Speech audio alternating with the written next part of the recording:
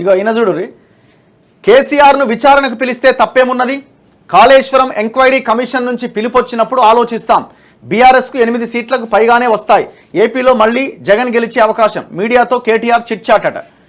కేసీఆర్ని పిలవాలనుకుంటున్నాయింది, తండ్రిని పిలవాలని కోరుకుంటున్నట్టుండు. ఎవరు ఈయన కేటీఆర్ తండ్రిని పిలవాలని కోరుకుంటున్నట్టుండు. కాళేశ్వరం విచారణకు మయ్యని తీసుకుపోయి గుంజుకపోయి లోపలేయాలనుకుంటున్నట్టు కొడుతున్నది ఇక్కడ. నేను ఇందాకనే అందుకే ఇది కోవర్ట్ బ్యాచ్ లాగా తయారైందని, ఏ పార్టీకి మరి కోవర్ట్గా తయారైందో తెలియదు. కేసీఆర్ విచారణకు పిలిస్తే తప్పేందట. అలా అయ్యేమంటుండు, నేను మాజీ ముఖ్యమంత్రిని, నన్ను పిలుస్తారా, నేనేం తప్పు చేసినా అలీ అయ్యి అంటుండు. ఈయన అంటుండు పిలవండి, పిలిస్తే తప్పేందని అంటున్నాడు. కాళేశ్వరం ప్రాజెక్టుకు సంబంధించి ఎంక్వైరీ కమిషన్ బీఆర్ఎస్ అధినేత కేసీఆర్ను పిలిస్తే తప్పేమున్నదని ఎదురు ప్రశ్నించిన కేటీఆర్, ఆ కమిషన్ నుంచి నోటీసులు వచ్చిన తర్వాత ఆలోచిస్తాం, విచారణకు పిలిస్తే వారు అడిగిన ప్రశ్నలకు సమాధానం చెప్తాం, దానికి హైరానా పడాల్సిన పనే లేదని తెలిపారు.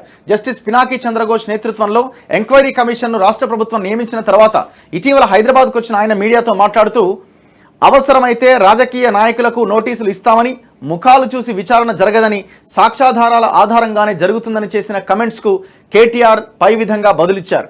బీఆర్ఎస్ ఆవిర్భావ దినోత్సవం సందర్భంగా తెలంగాణ భవన్లో జెండా ఎగిరేసిన అనంతరం మీడియాతో చిట్చాట్ సందర్భంగా కేటీఆర్ ఈ వ్యాఖ్యలు చేశారు. అయితే అయ్యని పిలవాలే లోపలేయాలని చూస్తున్నట్టు కొడుతుంది వాతావరణం.